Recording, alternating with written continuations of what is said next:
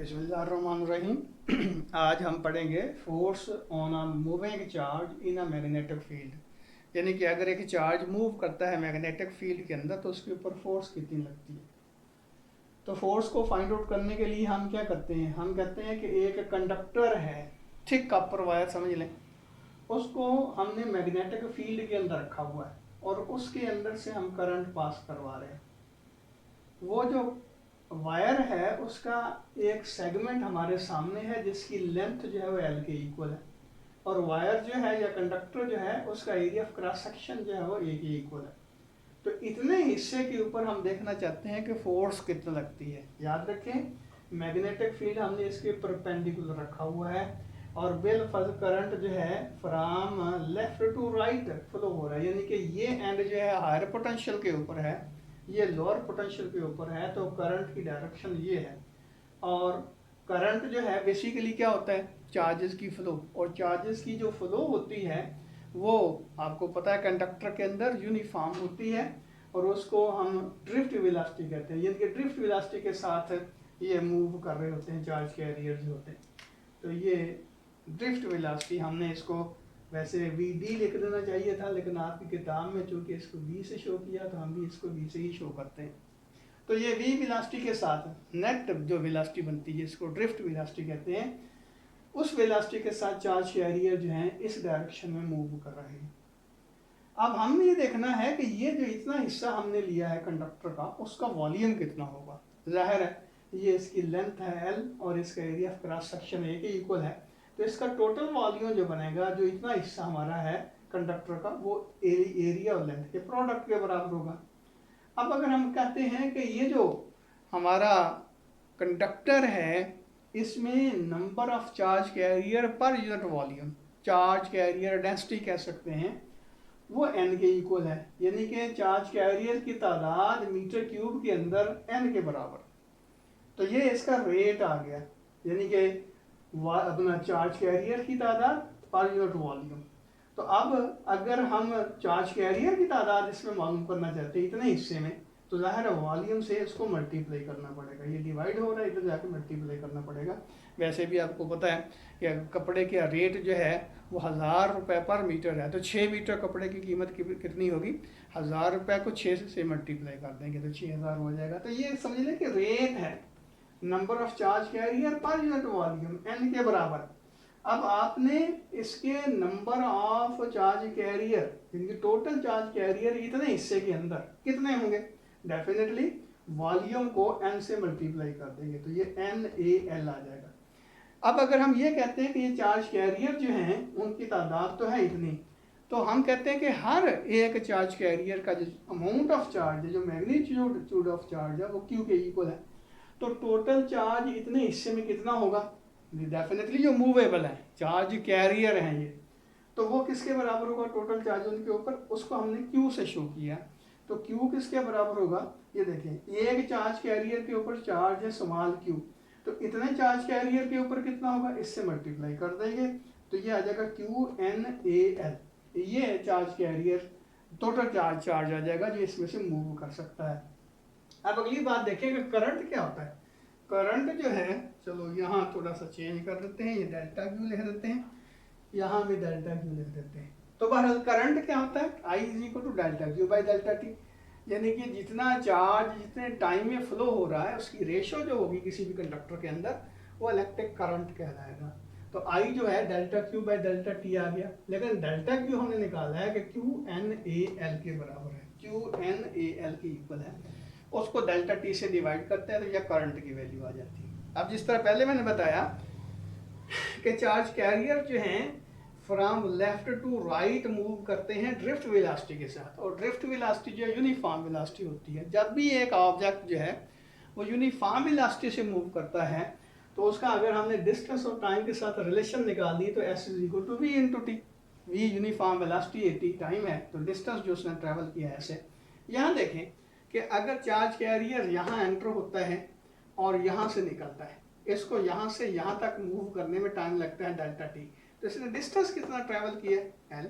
इसका क्या मतलब हुआ, डिस्टेंस जो है एल के इक्वल हो गया, v ड्रिफ्ट वेलोसिटी होगी, टी जो है डेल्टा टी के इक्वल हो गया। तो डेल्टा टी आ जाएगा L ओवर V। अब ये डेल्टा टी की वैल्यू इसमें पुट करें तो आई आपके पास आ जाएगा QNAL over L over V ऊपर चला जाएगा, L से L कैंसिल हो जाएगा, तो ये आपके पास आ जाएगा QNAV। तो ये आपके पास करंट की वैल्यू आई। अब हमने पिछले ही आर्टिकल में पढ़ा था कि अगर एक करंट कैरियर कंडक्टर जो है वो यूनिफॉर्म मैग्नेटिक फील्ड के अंदर पड़ा हुआ हो तो उसके ऊपर फोर्स लगती है, और वो फोर्स किसके बराबर हमने निकाली थी, F = I L cross B। अब ये देखिए L क्या है, उस वक्त भी हमने इसको डिफाइन किया था कि ये डिस्प्लेसमेंट वेक्टर है, ये ऐसा वेक्टर है जिसकी मैग्नीट्यूड जो है वो कंडक्टर की लेंथ के इक्वल होती है, और इसकी डायरेक्शन वो लेते हैं जिस डायरेक्शन में चार्ज कैरियर मूव कर रहे हैं।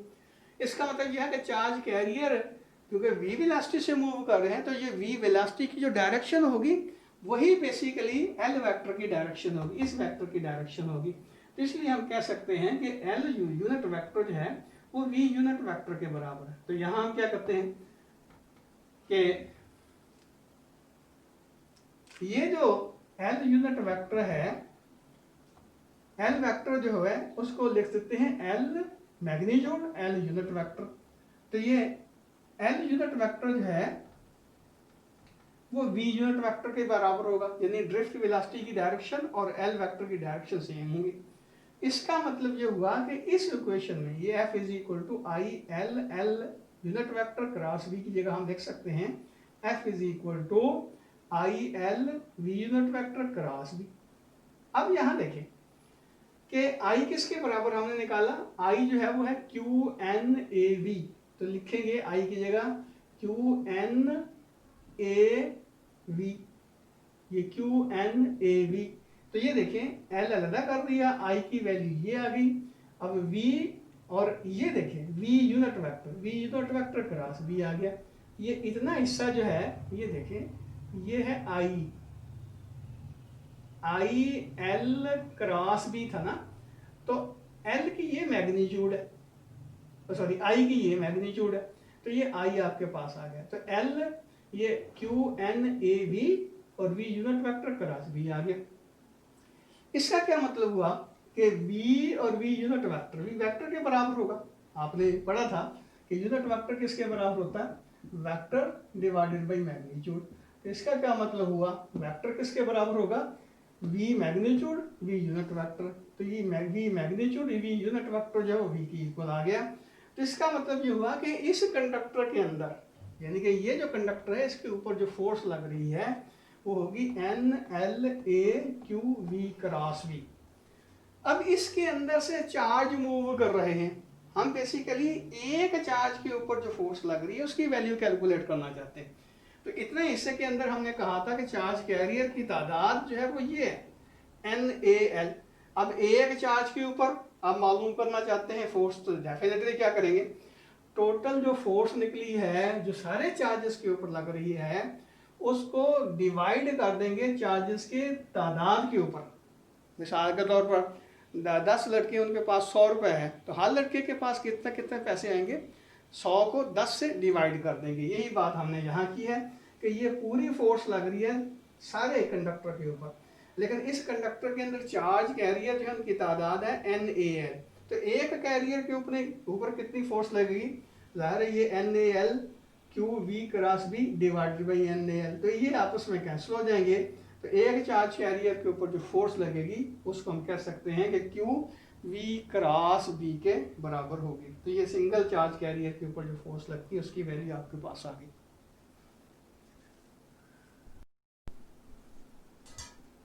ये देखें हमने फोर्स निकाली है चार्ज कैरियर के ऊपर QV क्रॉस B के बराबर। तो ये केस हमने लिया था कि ये कंडक्टर है, इसके अंदर चार्ज कैरियर मूव कर रहा है, इसके ऊपर फोर्स F लगेगी जिसकी चार्ज की वैल्यू Q के बराबर है, और कैरियर V ड्रिफ्ट वेलोसिटी के साथ मूव कर रहा है, V मैग्नेटिक फील्ड है।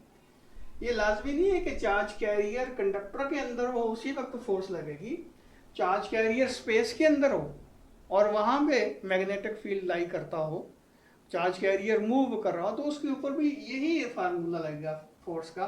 तो इसका मतलब ये हुआ कि चार्ज कैरियर कंडक्टर के अंदर हो, चार्ज कैरियर कंडक्टर के बाहर हो, किसी भी जगह पे हो, तो फोर्स की वैल्यू जो है हम इसी तरह निकाल सकते हैं क्यू वी क्रॉस वी। अब ये देखिए कि वी क्रॉस वी से क्या मुराद है कि फोर्स की डायरेक्शन वी और वी दोनों के परपेंडिकुलर होगी, ये जिस तरह हमने क्रॉस प्रोडक्ट में पढ़ा था।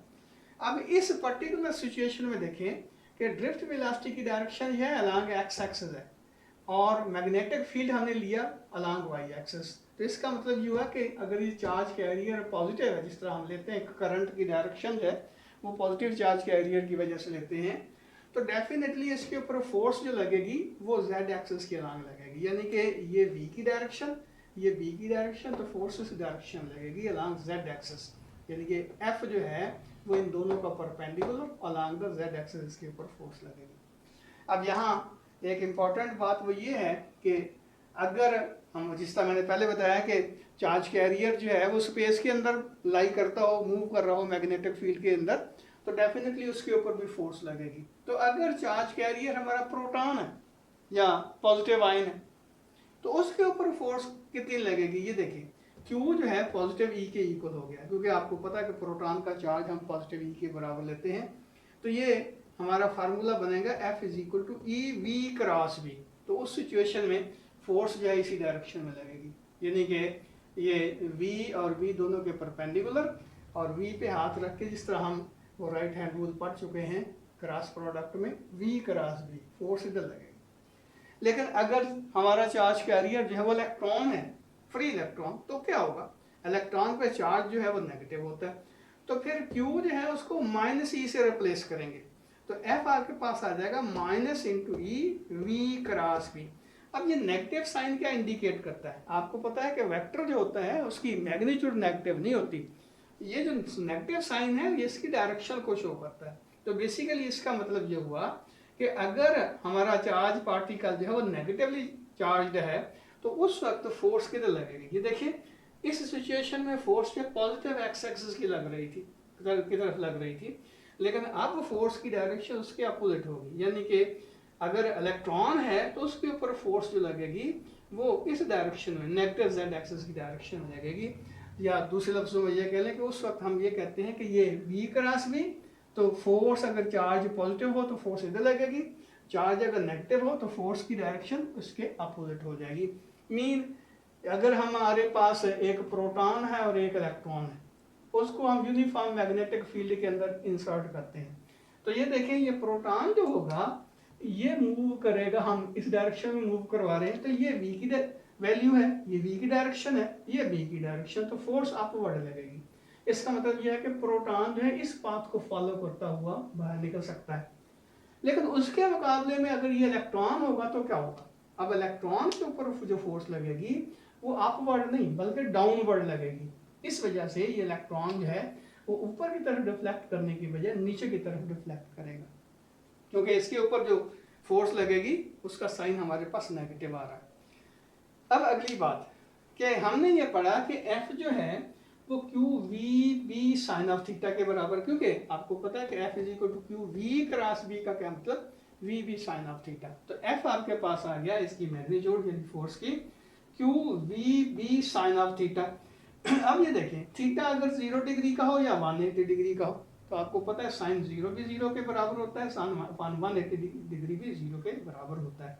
यानी कि अगर हम कोई भी पार्टिकल, चार्ज पार्टिकल जो उसको इंजेक्ट करते हैं parallel to the magnetic field या anti parallel to the magnetic field, तो दोनों सिचुएशन में क्या होगा कि एंगल जो बनेगा V और B के दरमियान वो या तो 0 डिग्री का होगा जो इस सिचुएशन में हमने शो किया है, या 180 डिग्री का अगर होगा, यानी कि इसके अपोजिट डायरेक्शन में मैग्नेटिक फील्ड की डायरेक्शन ये है, चार्ज पार्टिकल हम इधर से इंजेक्ट कर रहे हैं, तो डेफिनेटली उस वक्त एंगल जो बनेगा वो 180 डिग्री का होगा। तो साइन 0 भी 0 के बराबर होता है, साइन 180 डिग्री भी 0 के बराबर होता है, तो उस वक्त इसका मतलब ये होगा कि इस चार्ज पार्टिकल के ऊपर कोई फोर्स नहीं लगेगी, चार्ज पार्टिकल स्ट्रेट लाइन में ही मूव करता जाएगा। यहाँ जो डिफ्लेक्ट हुआ था फोर्स जो है इसके परपेंडिकुलर लग रही थी, यहाँ फोर्स लग ही नहीं रही, ज़ाहिर चार्ज पार्टिकल की वेलोसिटी में कोई फर्क नहीं पड़ेगा। अब दूसरी बात कि अगर थीटा जो है वो 90 डिग्री का हो, आपको पता है साइन 91 के इक्वल होता है, यानी कि ये मैक्सिमम वैल्यू होती है साइन की, तो उस वक्त फोर्स की वैल्यू मैक्सिमम होगी। और हम कहेंगे कि ये फोर्स जो है वो क्यू वी बी के इक्वल होगी, यानी कि फोर्स की वैल्यू मैक्सिमम उस वक्त होगी जब थीटा जो है, यानी कि हम जो पार्टिकल इंजेक्ट कर रहे हैं वो परपेंडिकुलरली मैग्नेटिक फील्ड के अंदर एंटर हो रहा है। जिस तरह यहाँ हमने कहा कि v की डायरेक्शन ये है, b की डायरेक्शन ये, याद रखें ये क्रॉस जो मैग्नेटिक फील्ड हमने क्रॉस जो मैग्नेटिक फील्ड शो किया है, इसका मतलब इसका जो डायरेक्शन है मैग्नेटिक फील्ड की वो inside the plane of white board है। इसका मतलब ये हुआ कि इस सिचुएशन में फोर्स मैक्सिमम लगेगी और वो होगी क्यू वी बी के इक्वल, क्योंकि साइन 90 जो होगा वो 1 के बराबर होगा। तो बाकी बातें इंशाल्लाह होती रहेंगी, इसकी एप्लीकेशन आगे आ रही हैं, तो इसको ज़रा अच्छे तरीके से आपने तैयार करना है। अल्लाह हाफिज़।